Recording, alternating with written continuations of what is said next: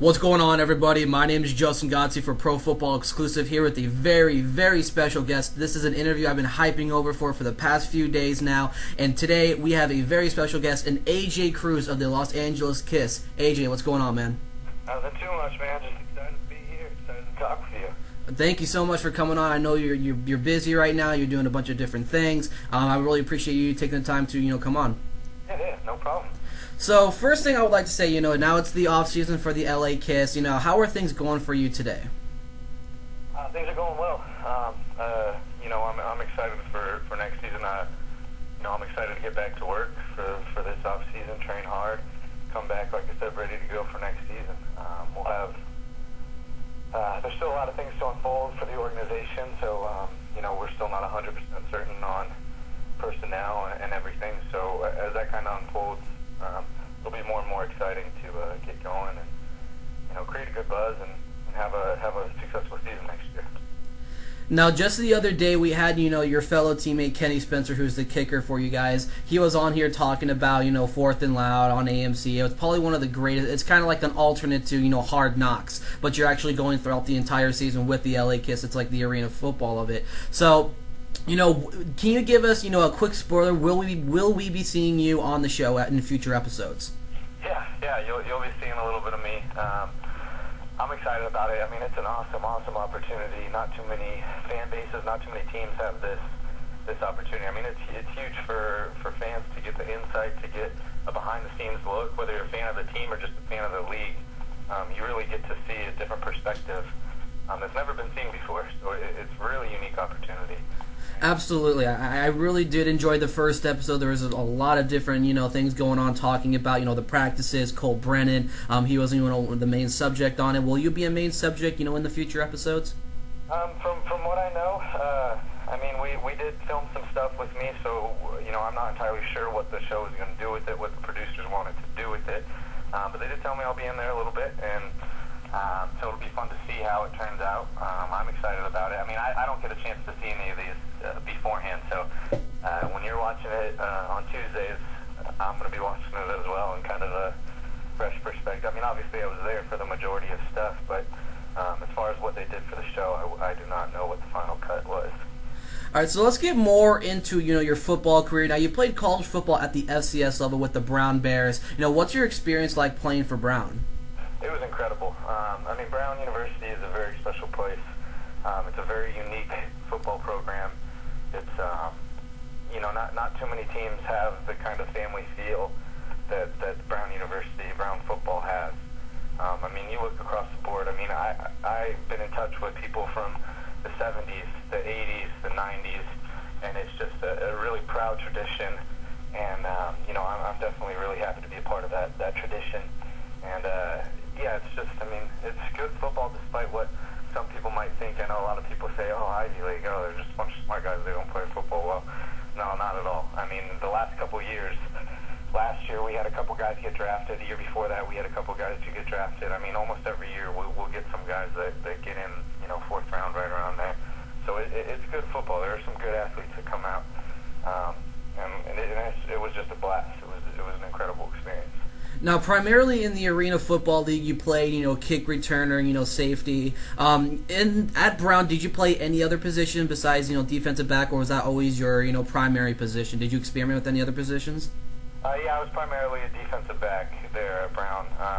We had talked about coming in as a receiver. That was coming out of high school, I played receiver, and I had a couple offers to play receiver places, and so, that was kind of my choice. I'm a defensive guy. That's how my mind works. That's how I love playing corner. I love playing defensive back. That's just kind of how I am. However, this season I actually got some time at receiver as well. So for me, it's just whatever I could do to put the team in the best position to win. And so next year we'll see if that's at receiver, then that's at receiver. If it's at DB, it's at DB. But I'm really excited to see how I might be able to contribute.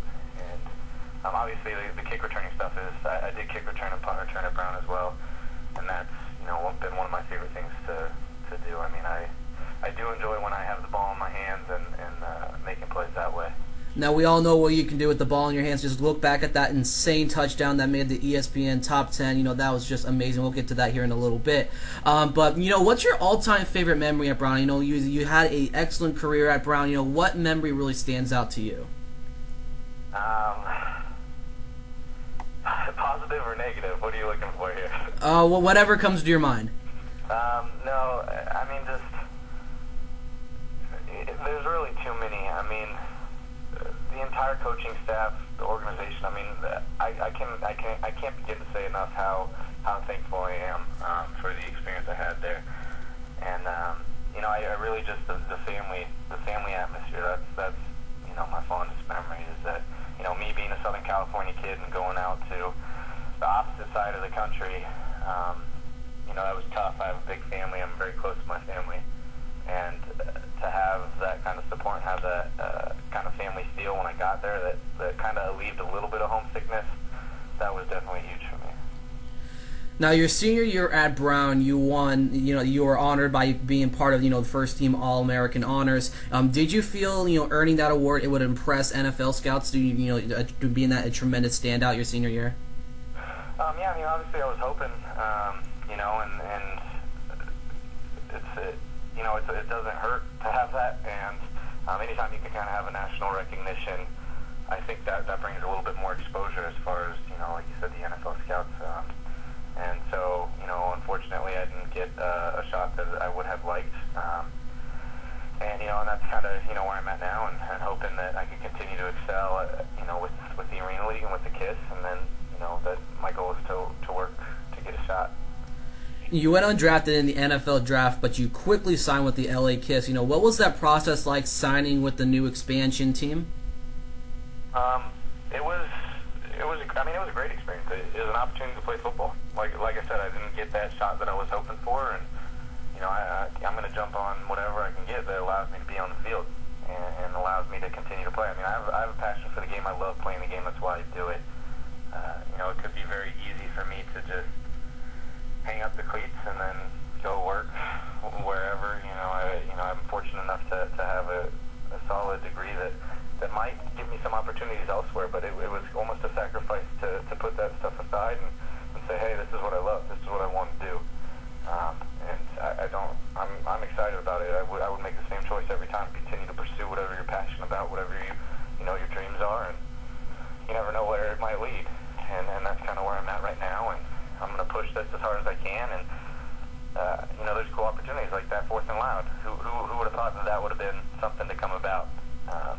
And so, yeah, it's been exciting. I'm very glad that I had this opportunity to play this year, and I've really enjoyed it. I mean, I can't begin to say enough how cool this league is and how cool the organization with the LA KISS is.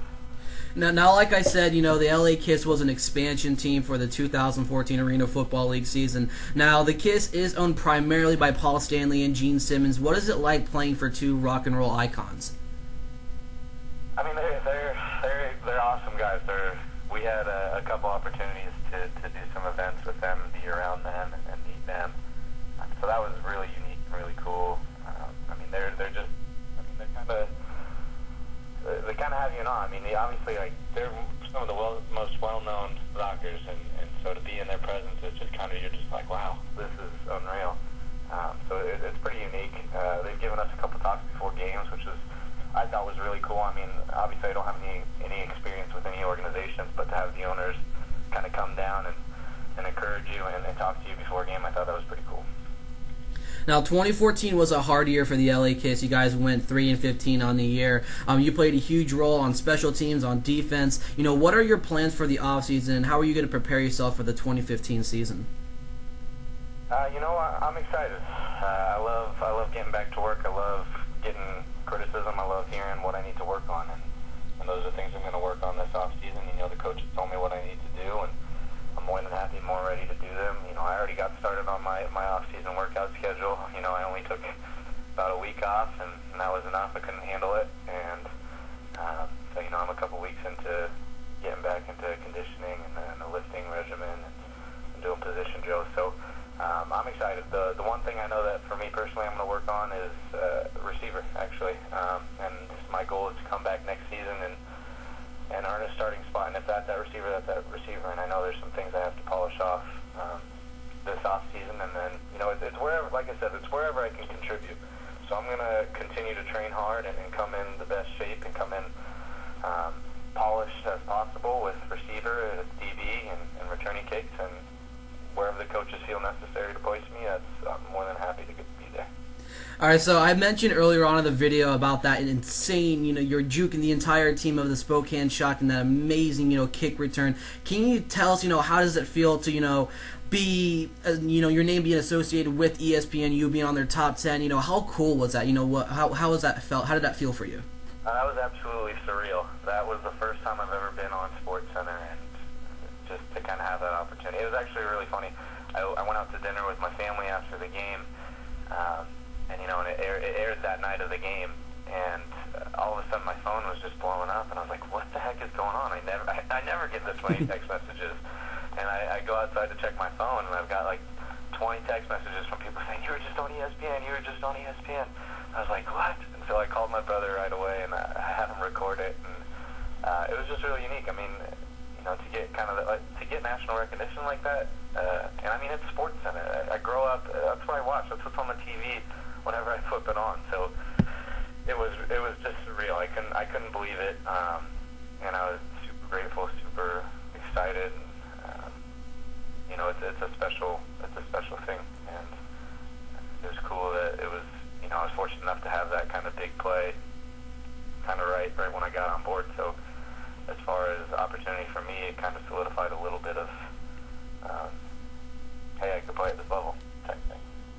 Now, if you could give any advice to any future up-and-coming Arena Football League players, what advice would you give them? Whether it's up-and-coming arena guys or guys that just, have a passion for the game, if you love it, you can find a way to keep playing it, and I'd encourage everybody to keep pursuing that.